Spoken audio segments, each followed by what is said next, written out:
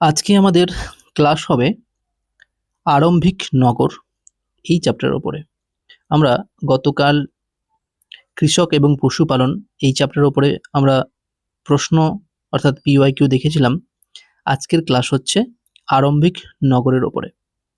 আজকে আমরা দেখব যে আরম্ভিক নগরে কি কি ইনফরমেশন দেওয়া রয়েছে এবং আরম্ভিক নগরে কি কি টপিক রয়েছে সেই সমস্ত বিষয়। প্রথমেই শুরু হচ্ছে যে হরপ্পার কাহিনী দিয়ে। প্রথমেই যে শহরটার নাম চলে আসছে সেটা হচ্ছে হরপ্পা। কি বলছে, लगभग 150 साल पहले जब पंजाब में पहली बार रेलवे लाइन बिछाई जा रही थी तो इस काम में जुटे इंजीनियरों को अचानक हड़प्पा पुरास्थल मिला। তাহলে अचानक কি পাওয়া গেল? হরপ্পা পুরাস্থল পাওয়া গেল। কিভাবে? যখন 150 সাল বছর পেহলে অর্থাৎ 150 বছর আগে কোথায়?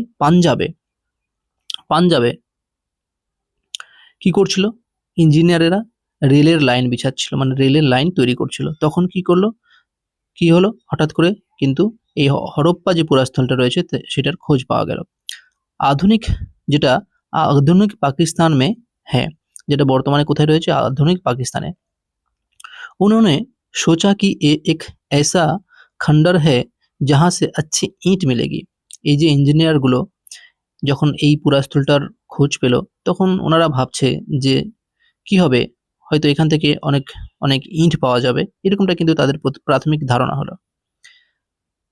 ये सोचकर वे हड़प्पा के खंडहरों से हजारों ईंट उखाड़ ले गए, जिससे उन्होंने रेलवे लाइन बिछाई। इससे कई इमारतें पूरी तरह नष्ट हो गई। এই যে এতগুলো ইট ওখান থেকে উঠালো, এতগুলো ইট উঠানোর ফলে কি হলো? কিছু কিছু ইমারত, কিছু কিছু ঘরগুলো কি হলো? নষ্ট হয়ে গেল, কিছু কিছু বিল্ডিং নষ্ট হয়ে গেল। उसके बाद लगभग 80 साल पहले কি হচ্ছে? पुरातत्वविदों ने इस स्थल को ढूंढा और तब पता चला कि ये खंडहर उपमहाद्वीप के सबसे पुराने शहरों में से एक है। যখন তারা ওই যে ইঞ্জিনিয়ারেরা ইট ফিট নিয়ে চলে গেল, তার সেই 80 বছর পরে আবার পুরাতত্ত্ববিদ সেই যে পুরাস্থলটা ইঞ্জিনিয়াররা পেয়েছিল সেটার খোঁজ করতে করতে আবার পেল, এবং তারা এটা প্রমাণ করলো বা এটা বুঝতে পারলো যে এটা যে অনেকগুলো যে পুরানা বা পুরাতন শহর বা প্রাচীন শহরের খোঁজ পেয়েছে বা পুরাস্থলের খোঁজ পেয়েছে, তার মধ্যে কিন্তু এটা একটা। क्योंकि इस नगर की खोज सबसे पहले हुई थी, इसलिए बाद में मिलने वाले इस तरह के सभी पुरास्थलों में इमारतें और चीजें मिली उन्हें हड़प्पा सभ्यता की इमारतें कहा जाता है। কি হলো? এর আগেও কিন্তু এই নগরের বা এই শহরের কিন্তু খোঁজ পাওয়া গেছে। এই জন্য পরবর্তীতে যতগুলো ইমারতের খোঁজ পাওয়া গেছে বা পুরাস্থলের খোঁজ পাওয়া গেছে সবগুলোকে কিন্তু হরপ্পা সভ্যতার ইমারতই বলা হয়। इन शहरों का निर्माण लगभग 4700 साल पहले हुआ था। তাহলে কি এই যে শহরটা হরপ্পা শহর, এটার নির্মাণটা মোটামুটি 4700 বছর আগে হয়েছিল। ये नगर आधुनिक पाकिस्तान के पंजाब और सिंध प्रांत भारत के गुजरात। তাহলে কি হচ্ছে? এই যে হরপ্পা হরপ্পা সভ্যতাটা যেটা এটা কি হচ্ছে? এটা বর্তমানে যেটা পাকিস্তান রয়েছে সেই পাকিস্তানের মধ্যে যে পাঞ্জাব আছে, আমাদের ভারতেও পাঞ্জাব আছে, পাকিস্তানেও পাঞ্জাব আছে। তো পাকিস্তানের যে পাঞ্জাব और সিন্ধ প্রান্ত, আর ভারতের কোথায়? ভারতের গুজরাট, রাজস্থান, হরিয়ানা और পাঞ্জাব প্রান্ত में मिले हैं। তার মানে এত এত জায়গাগুলো নিয়ে, এত এত প্রান্তগুলো নিয়ে কিন্তু এই হরপ্পা সভ্যতাটা অবস্থিত। इन सभी स्थलों से पुरातत्वविदों को अनोखा वस्तुएं मिली है। এই যে এতগুলো পুরাস্থল বা এই সমস্ত জায়গাগুলো কথা বলছে, এই সমস্ত জায়গাগুলো থেকে পুরাতত্ত্ববিদদের কিন্তু অনেক অনেক কি পেয়েছে? अनोखा वस्तु, অর্থাৎ কি বলে, যেগুলো পুরাস্থলের মধ্যে ছিল মানে চমকে দেওয়ার মতো জিনিসপত্র কিন্তু তারা পেয়েছে। जिसे मिट्टी के लाल बर्तन जिन पर काले रंग के चित्र बने थे। এই লাইনটা কিন্তু আসে পরীক্ষায়, জানো তো? जिसे मिट्टी के लाल बर्तन जिन पर काले रंग के चित्र बने थे। এই যে এই লাইনটা না, তারা যখন কোনো স্টেটমেন্ট ভুল করার মানে ভুল করবে তখন তারা কি করে এইটাকে ঘুরিয়ে দেয়। এই যে जैसे मिट्टी के लाल बर्तन আছে তো? তো मिट्टी के लाल बर्तन जिन पर काले रंग के चित्र बने थे। তো অনেক সময় বলে দেয় যে मिट्टी के लाल बर्तन जिन पर লাল রঙ के চিত্র बने थे এরকম করে বলে দেয়। মানে কিছু একটা মিস্টেক করে দেবে, দিয়ে বলতে বলবে যে ঠিক না ভুল। তো এই যে এই জিনিসটা जिसे मिट्टी के लाल बर्तन মানে লাল বর্তন, বর্তনটা হচ্ছে লাল, হ্যাঁ? কিন্তু কিসের কিরকম কালার দেওয়া ছিল? কালো রঙের চিত্র বানানো ছিল। তো মনে রাখতে হবে যে কালো রঙের চিত্র বানানো ছিল।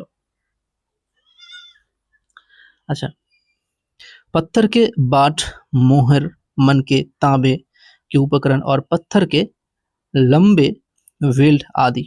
তার মানে এই সমস্ত জিনিসগুলো তারা কিন্তু পেয়েছে এই পুরাস্তরগুলো থেকে। इन नगरों की विशेषता क्यों थी? যে আমরা হরপ্পা সভ্যতাটা যে পড়ছি, তো এই নগরগুলোর বা এই শহরগুলোর বিশেষতা কেন ছিল? इन नगरों में से कई को 2 या उससे ज़्यादा हिस्सों में विभाजित किया गया था। এই যে এই নগরগুলোকে বা এই নগরটিকে দুটো ভাগে বিভক্ত করেছিল বা তার থেকেও বেশি। प्रायः पश्चिम भाग छोटा लेकिन ऊंचाई पर बना हुआ था। মানে কি পশ্চিম দিকের ভাগটা ছোট ছিল কিন্তু উচ্চতায় অনেকটা বেশি ছিল। पूर्वी हिस्सा बड़ा था लेकिन ये निचले इलाकों में था। অর্থাৎ পূর্ব দিকের ভাগটা অনেকটা বড় ছিল কিন্তু অনেকটা নিচু ছিল পশ্চিম দিকের ভাগের তুলনায়। ऊंचाई वाले भाग को पुरातत्वविदों ने नगर दुर्ग कहा। তাহলে তাহলে উঁচু উঁচু যে জায়গাটা অর্থাৎ পশ্চিম এবং পূর্ব এই দুটো ভাগে যে বিভক্ত হলো, পশ্চিম দিকের ভাগটা ছিল কি ছোট কিন্তু ওটা অনেকটা উঁচু ছিল, এবং পূর্ব দিকের যে ভাগটা সেটা ছিল অনেকটা বড় কিন্তু সেটা অনেকটা নিচু। তো যেটা উঁচু যুক্ত মানে ভাগ অর্থাৎ পশ্চিম দিকের যে ভাগটা সেটাকে পুরাতত্ত্ববিদরা নাম দিয়েছিল নগর দুর্গ। और निचले हिस्सों को निचला नगर कहा है। এবং যে নিচের ভাগটা যেটা উচ্চতায় অনেকটা নিচু, সেই নিচু অর্থাৎ পূর্ব দিকের ভাগটা কে পুরাতত্ত্ববিদেরা নাম কি দিয়েছিল? নিচলা নগর, অর্থাৎ নিচু নিচু শহর। ঠিক আছে। दोनों हिस्सों का चार दीवारों কি বলছে 4 दीवारियां पक्की ईंटों की बनाई जाती थी। অর্থাৎ কি দুটো ভাগেই অর্থাৎ এই যে কি বলে উচ্চ নগরী মানে নগরদুর্গ এবং নিচলা নগর যেটা সেটা সেই দুটো শহরের চারদিকে কিন্তু পাকা ইটের দিয়ে কিন্তু ঘেরা ছিল। इसकी ईंट इतनी अच्छी थी कि हजारों साल बाद आज तक उनकी दीवार खड़ी रही। কি বলছে এই যে এই ইটগুলো এতটাই যে শক্ত ছিল বা এতটাই ভালো ছিল যে হাজার হাজার বছর হয়ে গেল তবু ভাঙেনি, আজও কিন্তু সেটা दाढ़ी रहे। मिसाल के तौर पर मोहनजोदारो में खास तालाब बनाया गया था जिसे पुरातत्वविदों ने महान स्नानागार कहा। হরপ্পা সভ্যতার একটা শহর হচ্ছে মহেঞ্জোদারো। ঠিক আছে। তো মহেঞ্জোদারোতে কি পাওয়া গেছিল? একটা তালাব বানানো হয়েছিল যেটা পুরাতত্ত্ববিদেরা নাম দিয়েছিল স্নানাগার, অর্থাৎ যেখানে মানুষজন স্নান করে। কালীবঙ্গা और लोथल जैसे अन्य नगरों में अग्निकुंड मिला है। খুব মনে রাখতে হবে সুন্দর করে যে কালীবঙ্গা और लोथल जैसे अन्य नगरों में अग्निकुंड मिला है। তাহলে অগ্নিকুণ্ডটা কোথায় পাওয়া গেল? অগ্নিকুণ্ডটা পাওয়া গেছে কালীবঙ্গা এবং লোথালে, जहाँ संभवत यज्ञ किए जाते होंगे। তাহলে কি এই যে এখানে যে অগ্নিকুণ্ড পাওয়া গেল, এই অগ্নিকুণ্ড থেকে এটা ধারণা আসছে যে হয়তো তারা যজ্ঞ এরকম কিছু করতো। हड़प्पा, मोहनजोदारो और लोथल जैसे कुछ नगरों में बड़े बड़े भंडार गृह मिले हैं। অর্থাৎ কোথায়? হরপ্পা, মহেঞ্জোদারো এবং লোথাল এই যে কিছু কিছু নগর বা শহরের কথা বলা হলো, এই সমস্ত জায়গায় কিন্তু বড় বড় ভান্ডার গৃহ পাওয়া গেছে। ভান্ডার গৃহ মানে কি? খাবারের যে ঘর থাকে না, সেই ভান্ডার গৃহ। নগরীয় জীবন অর্থাৎ নগরীয় জীবনটা ঠিক কিরকম ছিল? यहाँ पर ऐसे लोग रहते थे जो नगर की खास इमारतें बनाने की योजना में जुटे रहते थे। কি বলছে? এই সমস্ত জায়গায় অর্থাৎ নগরে এমন মানুষ বাস করতো যারা খাস করে অর্থাৎ প্রধানত তারা ইমারত অর্থাৎ বড় বড় বিল্ডিং বানাতো। এ সম্ভবত यहाँ के শাসক थे আর এরা সম্ভবত এখানকার শাসক অর্থাৎ যারা শাসন করে তাদের মধ্যে কেউ। ये भी हो सब ये भी संभव है कि ये शासक लोगों को भेजकर दूर दूर से धातु बहुमूल्य पत्थर और अन्य उपयोगी चीज मंगवाते थे।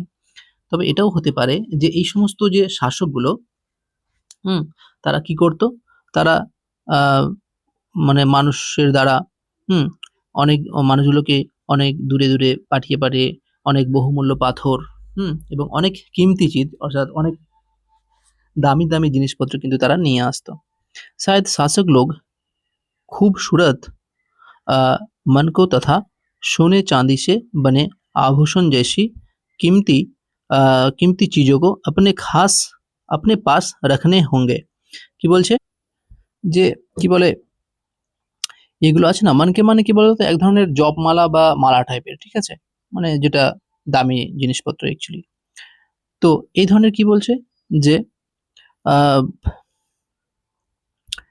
शायद शासक लोग खूबसूरत मन को तथा सोने चांदी से बने আভূষণ जैसे कीमती चीजों को अपने पास रखते होंगे।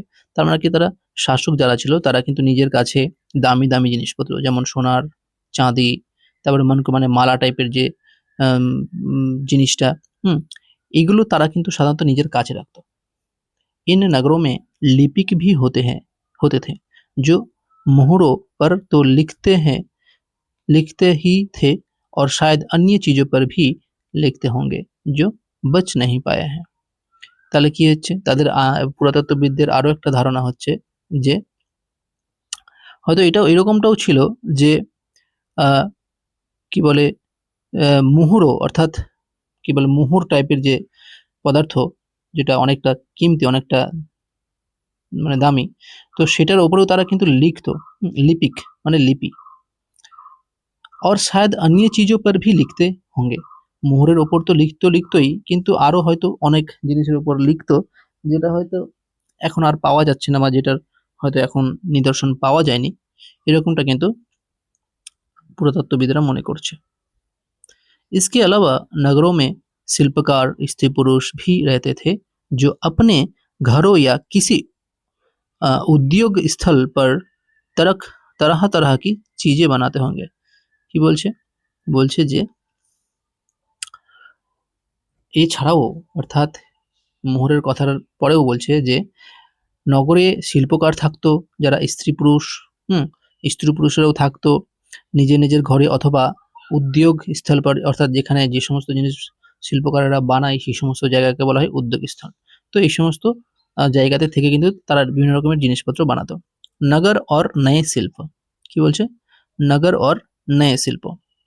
पुरातत्वविद को जो चीज वहां मिले हैं उनमें अधिकतर पत्थर शंख तांबे कांसे सोने और चांदी जैसे धातुओं से बनाई गई थी। অর্থাৎ পুরাতত্ত্ববিদ যারা এটা নিয়ে চর্চা করছে তারা কি হয়েছে তাদেরকে মানে তারা বিশেষ করে পাথর তারপরে শঙ্খ তামা চাঁদি সোনা কাঁসা এই সমস্ত দামি দামি ধাতুগুলো কিন্তু তারা এই সমস্ত দামি দামি ধাতু দিয়ে তৈরি জিনিসপত্র কিন্তু তারা পেয়েছে। तांबे और कांसे से औजार हथियार गहने और बर्तन बनाए जाते थे। তার কি তামা দিয়ে কি যা বানানো হতো, তামা এবং কাঁসা দিয়ে তারা औजार বানাতো, হাতিয়ার বানাতো, গহনা বানাতো বা গয়না এগুলো কিন্তু বানাতো। তারপরে বর্তনও বানাতো।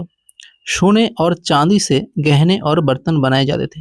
ভাবো সোনা এবং চাঁদি দিয়েও তারা গয়নার সাথে সাথে বর্তন মানে বাসনপত্র কিন্তু বানাতো।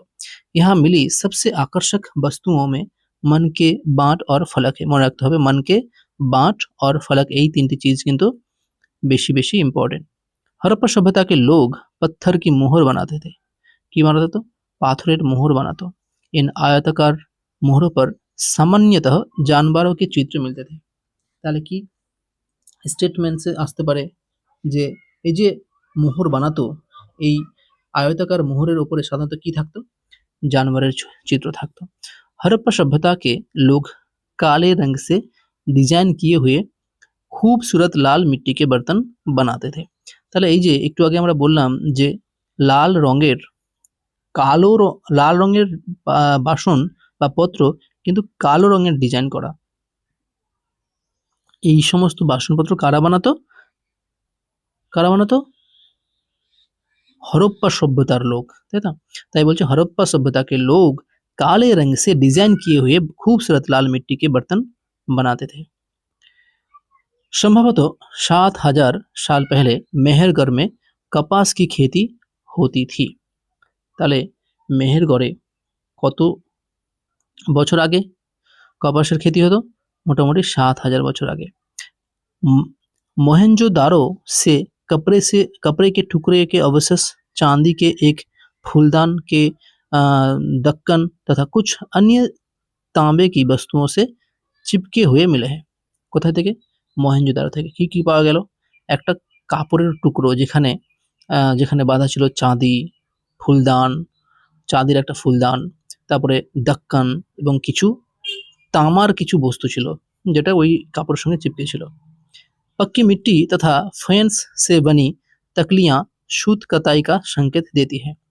এখন পাকা মাটি এবং ফেন্সটা কি আমরা পরে জানবো, মানে এরপরের পেজে হয়তো থাকবে। তো এই সমস্ত যে পাওয়া গেল এখান থেকে বোঝা যাচ্ছে যারা সুত কাতায় অর্থাৎ সুতো কেটে যে মানে তাঁতি টাইপের যে ব্যাপারগুলো, কাপড় বোনার যে ব্যাপার, এই বিষয়টা কিন্তু পুরাতত্ত্ববিদরা লক্ষ্য করলো। इनमें से अधिकांश वस्तुओं का निर्माण विशेषज्ञों ने किया था। কারা করেছিল? বিশেষজ্ঞ। এবার বিশেষজ্ঞ কাকে বলে?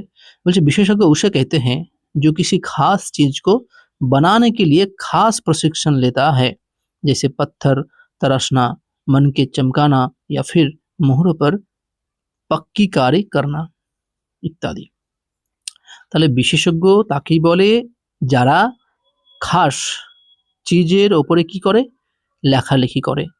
এবং যেমন হতে পারে যে পাথরের ওপরে লেখালেখি করা, পাথরের ওপর কোনো ডিজাইন বানানো, মানকে এগুলো চকচকে করা বা সৌন্দর্য বৃদ্ধি করা, তারপরে মোহর তৈরি করা, এই সমস্ত জিনিসটা কিন্তু বিশেষজ্ঞরা করে। পরবর্তী বলেছে ফেন্স। এবার ফেন্সটা কি জানবো। বলছে पत्थर और शंख प्राकृतिक तारे पर पाए जाते हैं। কি বলছে? पत्थर और शंख प्राकृतिक तौर पर पाए जाते हैं, लेकिन फेंस को कृत्रिम रूप से तैयार किया जाता था। মানে কি পাথর এবং শঙ্খ এগুলো তো প্রাকৃতিক রূপেই পাওয়া যায়, তাই না? কিন্তু যে ফেন্স যেটা, এই ফেন্সটা কিন্তু প্রাকৃতিক রূপে পাওয়া যায় না। তাহলে কি হয়? এটাকে বানাতে হয়। কিভাবে? কৃত্রিম উপায়ে। বালু या স্ফটিক, বালু টাইপের বা নুড়ি কাকর, যে ছোট ছোট যে পাথর টাইপের যেগুলো থাকে, একেবারে বালু টাইপের যে পাথরগুলো, ওই সমস্ত চূর্ণগুলোকে কি বলছে? গোंद में मिलाकर, गोंद মানে হচ্ছে আঠা, তো আঠায় মিলিয়ে উনসে বস্তুয়ে বানাই जाती थी। মানে ওই যে নুড়ি কাকর বালি যে ছিল ছোট ছোট বালির মতো, ওগুলোকে একসঙ্গে অনেকগুলো আঠার সাথে মিশিয়ে দিয়ে ওই আঠা মিশ্রিত যে চুনা, মানে কি বলে, ছোট ছোট পাথরগুলো রয়েছে বা নুড়ি কাকর যেগুলো রয়েছে, ওইগুলো দিয়ে কি করা হতো? একটা বস্তু বানাই जाती थी, মানে বস্তু বানানো হতো। उसके बाद उन वस्तुओं पर एक चिकनी परत चढ़ाई जाती थी। এবং ওই যে বস্তুটা বানানো হলো, আঠার, ওই আঠার যে বস্তুটা বানানো হলো ওটার উপরে আবার একটা পারদ টাইপের দিত, যাতে চকচক করে, চকচক করার জন্য একটা প্রলেপ দেওয়া হতো। इस चिकनी परत के रंग प्रायः नील या हल्के समुद्री हरे होते हैं। তার মানে কি এই যে পারদটা দেওয়া হতো, এই পারদের রংটা কিরকম হতো? প্রায় নীল হতো অথবা হালকে সমুদ্রি হারে, অর্থাৎ সমুদ্রের মতো যে একটু হালকা হালকা নীল নীল, একটু সবুজ সবুজে ভাব থাকে, ওরকমটা হতো। फेंस से मन के चूड़ियाँ, बाले और छोटे बर्तन बनाए जाते थे। Heavy important. फेंस से मन के चूड़ियाँ, बाले और छोटे बर्तन बनाए जाते थे। कच्चे माल की खोज। कच्चे माल की खोज में মানে কাঁচা মাল, তাই না? कच्चा माल उन पदार्थों को कहते हैं जो या तो प्राकृतिक रूप से मिलते हैं या फिर किसान या पशुपालक उनका उत्पादन करते हैं, जैसे लकड़ी या धातुओं के अयस्क प्राकृतिक रूप से उपलब्ध कच्चे माल हैं। কি বলছে? কাঁচা মাল তাকেই বলে যেটা প্রাকৃতিক রূপে পাওয়া যায়, অথবা যারা কিষান তারা কি করে? পশুপালক যারা থাকে যারা কিষান থাকে তারা কি করে उत्पादन করে সেই জিনিসটাকে তারা তৈরি করে। हड़प्पा में लोगों को कई चीजें वही मिलती है কি বলছে হরপ্পার যে মানুষেরা সেই মানুষদের কিছু জিনিস পেয়েছে लेकिन तांबा लोहा सोना चांदी और बहुमूल्य पत्थरों जैसे पदार्थों का वे दूर दूर से आयात करते थे। অর্থাৎ ওই যে চাঁদি, তারপরে অনেক দামি দামি পাথর, যে সে পদার্থ যেগুলো ছিল সেগুলো তারা অনেক দূর দূর থেকে কিন্তু নিয়ে আসতো। पत्थर का आयात गुजरात ইরান और আফগানিস্তান से किया जाता था। অর্থাৎ তারা কিন্তু পাথর যেই জায়গাটা থেকে নিয়ে আসতো সেটা হচ্ছে কি গুজরাট, তারপরে আফগানিস্তান এবং ইরান। তাহলে পাথর তারা কোথায় কোথায় থেকে নিয়ে আসতো? পাথর তারা নিয়ে আসতো গুজরাট, ইরান और আফগানিস্তান থেকে। পরের পেজে কি বলছে? বলছে हड़प्पा के लोग तांबे का आयात संभवतः आज के राजस्थान से करते थे। কি বলছে? এই যে হরপ্পার যে লোক ছিল, হরপ্পার লোকের তারা কি করতো? ওই যে যেটা তামা বলছি আমরা, সেটা কোথায় থেকে নিয়ে আসতো? বর্তমানে যে রাজস্থান রয়েছে সেই রাজস্থান থেকে কিন্তু তারা তামা নিয়ে আসতো। यहाँ तक कि पश्चिम एशियाई देश ओमान से भी तांबे का आयात किया जाता था। অর্থাৎ পশ্চিম এশিয়া দেশ যে ওমান রয়েছে সেই ওমান থেকেও কিন্তু তারা তামা নিয়ে আসতো। कांसा बनाने के लिए तांबे के साथ मिलाई जाने वाली धातु टीन का आयात आधुनिक ईरान और अफगानिस्तान से किया जाता था। देखो কাঁসার সঙ্গে কাঁসার সঙ্গে তামা, মানে কাঁসার সঙ্গে কাঁসা বানানোর জন্য তামার সাথে যে টিন মেলাতে হতো সেই টিনটা তারা কিন্তু বর্তমানে যে আধুনিক ইরান রয়েছে, ইরান এবং আফগানিস্তান থেকে কিন্তু নিয়ে আসতো। অর্থাৎ কাঁসা বানাতে হলে তামার সঙ্গে টিন মেলাতে হয় এবং সেই টিনটা তারা কিন্তু ইরান এবং আফগানিস্তান থেকে নিয়ে আসতো। সোনে কা আয়াত অর্থাৎ সোনার আমদানি তারা কর্ণাটক থেকে কিন্তু তারা নিয়ে আসতো। অর্থাৎ সোনা কিন্তু তারা আমদানি করতো কর্ণাটক থেকে। नगरों में रहने वालों के लिए भोजन,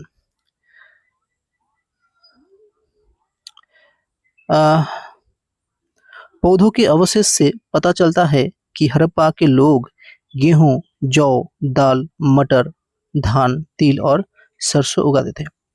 ঠিক আছে, অর্থাৎ যে সমস্ত অবশেষ পাওয়া গেছে সেখান থেকে এটা প্রমাণিত হচ্ছে যে হরপ্পার লোকেরা গম, जौ, ডাল, মটর, ধান, তিল এবং সরষে এগুলো তারা কিন্তু উৎপাদন করত। जमीन की जुताई के लिए हल का प्रयोग नई बात थी। দেখো এটা কিন্তু খুব ইম্পর্টেন্ট জিনিস। জমিকে চাষ করার জন্য যে হালের প্রয়োগ সেটা কিন্তু একটা নতুন ব্যাপার ছিল তাদের কাছে। हड़प्पा के लोग गाय, भैंस और बकरियां पालते थे। আর কি করছিল? वे वैर जैसे फलों को इकट्ठा करते थे, मछलियां पकड़ते थे और हिरन जैसे जानवरों का शिकार भी करते थे। অর্থাৎ বের জেসে ফল তারা একত্রিত করত, মাছ ধরতো এবং হিরনের মতো যে পশুগুলো ছিল তাদেরকে কিন্তু শিকার করতো বা ধরতো।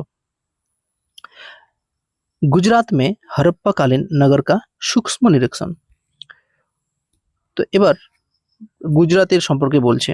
कच्चे के इलाके में खदीर बेत के किनारे धोलावीरा नगर बसा था। কি বলছে? এই যে कच्चे के इलाकों में खदीर बेत के किनारे धोलावीरा नगर बसा ছিল। वहाँ साफ पानी मिलता था और जमीन उपजाऊ थी। অর্থাৎ সেখানে একেবারে পরিষ্কার জল পাওয়া যেত এবং সেখানকার যে মাটি সেটা কিন্তু চাষের জন্য কিন্তু অনেকটা উপযোগী ছিল। ধোলাवीरा नगर को 3 भागों में बांटा गया था। এই যে ধোলাवीरा নগরটা সেটাকে 3টি ভাগে ভাগ করে হয়েছিল। इसके हर हिस्से के चारों ओर पत्थर की ऊंची दीवार बनाई गई थी। অর্থাৎ এই যে ধোলাवीराটাকে যে 3টি ভাগে ভাগ করা হলো, প্রত্যেকটা ভাগের চারদিকে কিন্তু অনেক বড় বড় পাথর দিয়ে অনেক উঁচু কিন্তু দीवार বানানো হয়েছিল। गुजरात की खंबात की खाड़ी में मिलने वाली साबरमती की एक उपनदी के किनारे बसा लोथल नगर ऐसे स्थान पर बसा था जहाँ कीमती पत्थर जैसा कच्चा माल आसानी से मिल जाता था। অর্থাৎ লোথাল এমন একটা জায়গাতে অবস্থিত ছিল যেখানে ওই যে কি বলে কাঁচা মাল কিন্তু খুব সহজেই पावा जेतो।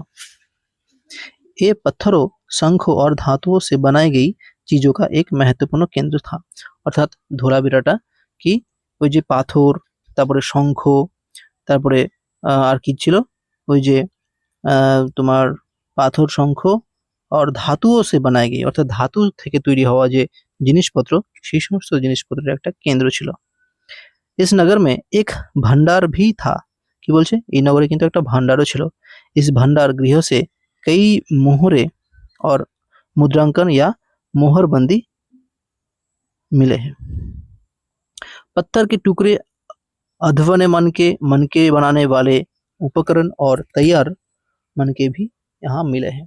অর্থাৎ এই যে ধুলাবাড়িতে কি কি পাওয়া গেছে না পাওয়া গেছে এগুলো কিন্তু মনে রাখতে হবে, একটু তোমরা ভালো করে দেখে নিও, এগুলো থেকে কিন্তু প্রশ্ন আসে। এবার মুদ্রা, মুদ্রা কি আর মুদ্রাঙ্কন কি সেটা বলছে।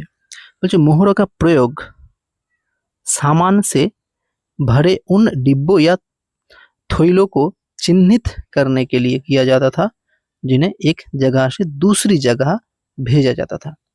অর্থাৎ মোহরের প্রয়োগ কোনো সামান বা কোনো জিনিসপত্র এক জায়গা থেকে অন্য জায়গা নিয়ে যাওয়ার জন্য যে ব্যবহার করা হতো যে ডিব্বাটা বা থলিটা, সেই থলিটাতে কিন্তু এই মোহরের বা মুদ্রাটা কিন্তু ব্যবহার করা হতো। থলে কো বন্ধ করকে বাদ অর্থাৎ থলেটাকে বন্ধ করে দেওয়া বা মুখটাকে বুজিয়ে দেওয়ার পর বা বেঁধে দেওয়ার পর उनके मुहानों पर गीली मिट्टी पोत कर उन पर मोहर लगाई जाती थी। অর্থাৎ কোনো একটা বাক্স বা কোনো একটা তালা মেরে দেওয়ার পরে সেই তালার মুখে একটা নরম জাতীয় মাটি ফাটি লাগিয়ে কি করা হতো, একটা মোহর জাতীয় একটা ছাপ দেওয়া হতো, মানে সিল মেরে দেওয়ার মতো। ওটাকেই বলা হচ্ছে মোহর। মোহর কি ছাপ কো মোহরবন্দি कहते हैं। অর্থাৎ মোহরবন্দি কাকে বলা হয়, মোহরের যে ছাপটা পড়লো এই ছাপ সহ ওটাকে বলা হতো মোহরবন্দি। আসবে পরীক্ষাতে। সভ্যতা কে অন্ত কা রহস্য। এবার এই যে হরপ্পা সভ্যতা সম্পর্কে যে পড়ছিলাম, এই হরপ্পা সভ্যতা একটা সময় গিয়ে একেবারে বিনাশ হয়ে যায়। এবার সেই বিনাশের কারণ যদিও পুরাতত্ত্ববিদেরা সঠিকভাবে এখনো দিতে পারেননি, তবুও তারা কিছু অনুমান লাগিয়েছে, কিছু কথা বা কিছু প্রমাণ দেখানোর চেষ্টা করেছে যে এই কারণে হয়তো ধ্বংস হয়ে গেছে, সেটাই জানবো। বলছে लगभग 3900 साल पहले एक बड़ा बदलाव देखने को मिला। মোটামুটি 3900 সাল বছর আগে একটা প্রচুর বদল দেখতে পাওয়া গেল। अचानक लोग इन नगरों को छोड़ दिया। হঠাৎ করে এই নগরটাকে সবাই ছেড়ে দিল। लेखन, मोहर और बांटों का प्रयोग बंद हो गया। এই সমস্ত জিনিসের যে প্রয়োগ ছিল বা ব্যবহার ছিল এগুলো হঠাৎ করে বন্ধ হয়ে গেল।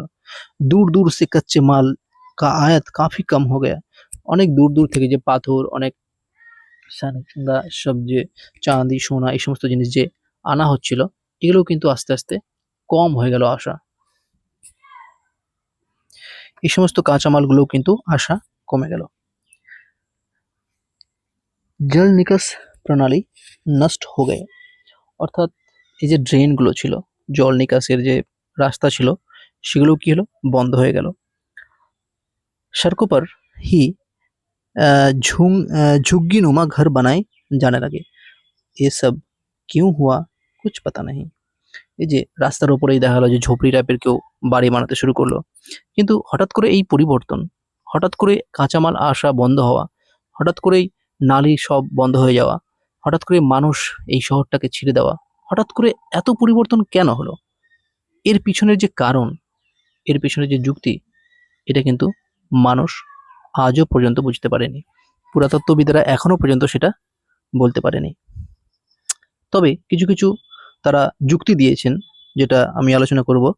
বলেছেন যে कुछ विद्वानों का कहना है कि नदियों सूख गई थी, अन्य का कहना है कि जंगलों का विनाश हो गया था।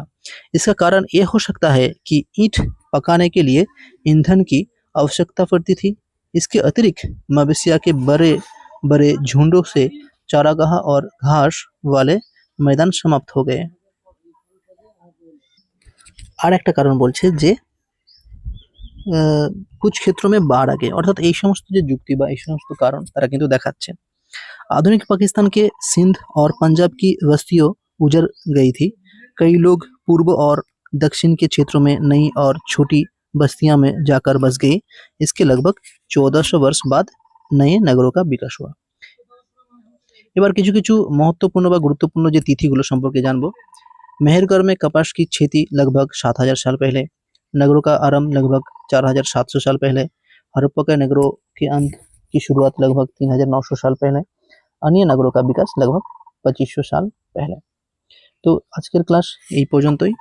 এই যে গুরুত্বপূর্ণ যে টপিকগুলো তোমরা একটু ভালো করে দেখে রাখবে। তো আজকের ক্লাস এখানেই থাক।